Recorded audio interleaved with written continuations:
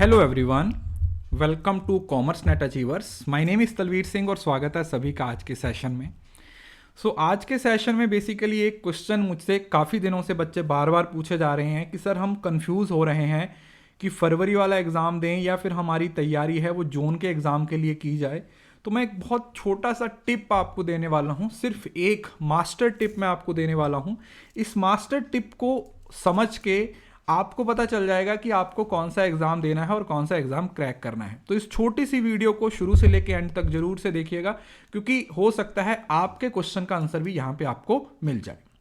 उसके साथ साथ अगर आपने मुझे अभी तक अनअकैडमी पे फॉलो नहीं किया है तो आप मुझे अनअकैडमी पे फॉलो कर लीजिए, क्योंकि अनअकैडमी पे आपको कंप्लीट मेरा पेपर 1 और पेपर 2 मिल जाएगा, जिसमें आपको कुछ भी अलग से करने की ज़रूरत नहीं रहती है।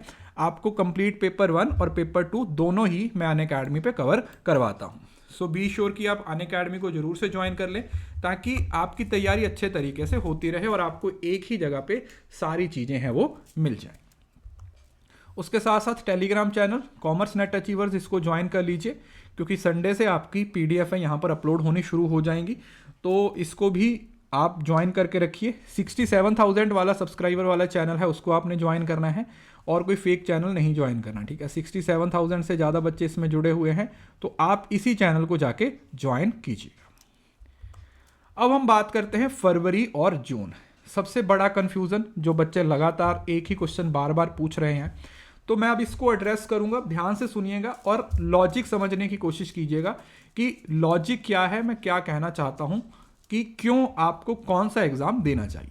देखिए, बहुत सिंपल से तरीके से एक चीज़ को पहले आप समझने की कोशिश कीजिए। वो क्या है कि अगर आप फरवरी में देखते हो तो आपके पास ऑलमोस्ट 40 to 45 डेज का टाइम है। वो अलग बात है कि अगर आपको थोड़ा सा ज़्यादा टाइम मिलता है तो आप उसको यूज़ कर सकते हो। एग्ज़ाम क्योंकि 10 मार्च तक चल रहा, हो सकता है आपका 10 मार्च को हो तो आपको 15 दिन और मिल जाएंगे। और जो जून का एग्ज़ाम होने वाला है वो आप लोगों का इसी के अंदर आप एक और आगे का जो 110 दिन के आसपास है, तो मतलब अप्रॉक्सीमेटली 150 डेज के आसपास या 140-45 दिन के आसपास है आपका टाइम है। अब बहुत सारे बच्चे तैयारी इसी वजह से नहीं कर पा रहे हैं क्योंकि सुबह वो डिसाइड करते हैं कि मैं फरवरी का एग्ज़ाम दूंगा, शाम को डिसाइड करते हैं कि नहीं हो नहीं पा रहा यार, जून का एग्ज़ाम दूंगा। फिर दूसरे दिन बोलते हैं कि हाँ मैं तो फरवरी के लिए तैयारी करूंगा, और फिर शाम को सारी मोटिवेशन खत्म हो जाती है और बोलते हैं कि नहीं भैया, मेरे को तो जून का ही एग्ज़ाम देना है।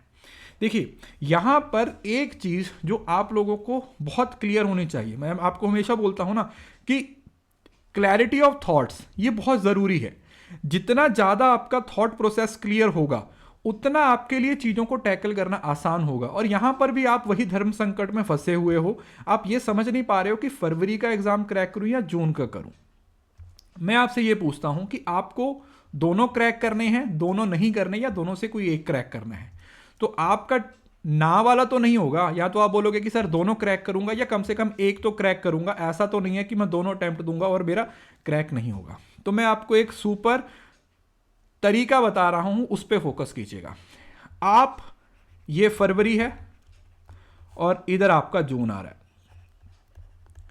आप अभी जून को भूल जाइए। आप ये सोचिए कि मेरा एग्जाम फरवरी में हो रहा है। आप बोलोगे सर ऐसे कैसे, टाइम बहुत कम है, तैयारी कैसे होगी? उसका भी तरीका बता रहा हूं। फरवरी तक आप अपना कितना % सिलेबस 100% डेडिकेशन के साथ कर सकते हो उतना कर लो। समझ रहे हो ना? 40 दिन बहुत होते हैं, 30 दिन 35 दिन अगर आप पढ़ोगे तो अगर आपने आज भी शुरू किया तो भी आप मिनिमम 40 से 50% तक पहुंच जाओगे। तो आप सिर्फ ये डिसाइड करो कि मेरे को इतना सिलेबस करना है, और उसके साथ 2 चीजें और ऐड कर दीजिए, उसको रिवाइज कीजिए। और 2021-22 के PYQ, मतलब आपसे सिलेबस चाहे 40% हो रहा है, लेकिन 22 और 21 के जो PYQ हैं बस वो ऐड कर लीजिए।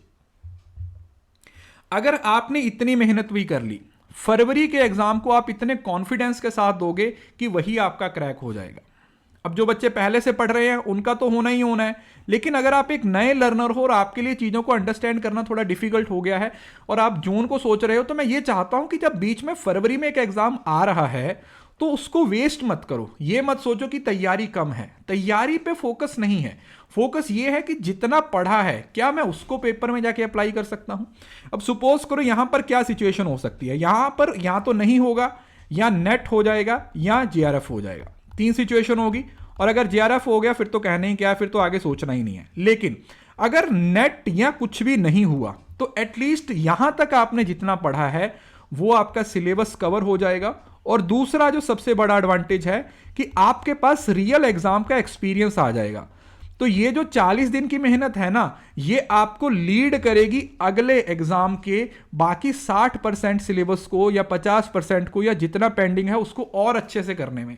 क्यों? क्योंकि तब तक आपके पास फरवरी के सेट भी आ जाएंगे, फरवरी में जितने पेपर होंगे वो भी सॉल्व करने रहेंगे, तो बर्डन बढ़ता जाएगा। तो बर्डन बढ़े ना, तो आप एक रैशनल तरीके से सोचो, एक रैशनल थिंकिंग को लेके चलो, एक अच्छे स्टूडेंट की तरह सोचने की कोशिश करो कि मेरे लिए सबसे बड़ा फायदा क्या है। लेकिन एक चीज जो मैंने यहां पर आपको बोली है कि रिवाइज तो करना ही है। PYQ अगर आपसे कुछ भी नहीं हो रहा ना, आप बोलो सर मेरे पास तो बिल्कुल ही टाइम नहीं है फरवरी के एग्जाम के लिए, फिर भी आपको PYQ करने ही पड़ेंगे। और ये PYQ मैं आपको प्रोवाइड कर रहा हूं, टेलीग्राम पे मिलेंगे, फ्री ऑफ कॉस्ट मिलेंगे। कोई बुक लेना चाहते हो तो बुक भी ले सकते हो। क्यों? क्योंकि PYQ ही हैं जो इस टाइम पे एक ब्रह्मास्त्र की तरह आप इस्तेमाल कर सकते हो। ब्रह्मास्त्र का मतलब क्या हुआ कि कई बार PYQ से डायरेक्ट चीजें पूछ ली जाती हैं। PYQ आपको हिंट देता है कि पैटर्न क्या है, PYQ आपको यह बताता है कि आपको किस तरीके से चीजों को अंडरस्टैंड करना है, और PYQ के बेसिस पे ही आपका पेपर सेट होता है। इस चीज को दिमाग में बिठा लीजिए। ये जो ग्राफ मैंने बनाया है, अब इसके बाद आपकी कंफ्यूजन नहीं होनी चाहिए। फरवरी का भी एग्जाम देना है और जून का भी देना है। वो अलग बात है कि फरवरी तक जितनी तैयारी है एटलीस्ट वो, ऐसा नहीं है कि आप 10-15% सिर्फ सीधा जून के हिसाब से पढ़ रहे हो आराम से हर रोज 1-2 घंटे, नहीं। ये 40 से 50 दिन के अंदर इतनी मेहनत करो, इतनी मेहनत करो कि आप खुद सोचो यार मैं इतनी मेहनत कर पा रहा हूं, मेरे अंदर इतना पोटेंशियल कहां से आ गया। बाकी हम तो हैं ही, मैं आपको पढ़ाऊंगा, पहले भी पढ़ाया, आगे भी पढ़ाता रहूंगा। लेकिन पहले सबसे इंपॉर्टेंट डिसीजन यही है कि आपने ये सोचना है कि मेरे को फरवरी का ही एग्जाम देना है। मैं फिर से बोल रहा हूं, फरवरी का ही एग्जाम देना है और इसी को क्लियर करने के 110% कोशिश करनी है। हो गया तो वेल एंड गुड, अदरवाइज यहां पर आप एकदम से तैयार हो जाओगे, आप एक एक्सपीरियंस पर्सन बन जाओगे जून के एग्जाम को क्रैक करने के लिए। तो आपको मौका मिल रहा है अगले 4 से 5 महीने में 2 बार एग्जाम का, 2 बार एग्जाम का मौका है। इस वजह से इस मौके को गवाइए मत। इस फरवरी वाले एग्जाम को बिल्कुल भी अंडर एस्टिमेट मत कीजिए। ये मत सोचिए कि हो गया तो ठीक है, जितना पढ़ा, नहीं।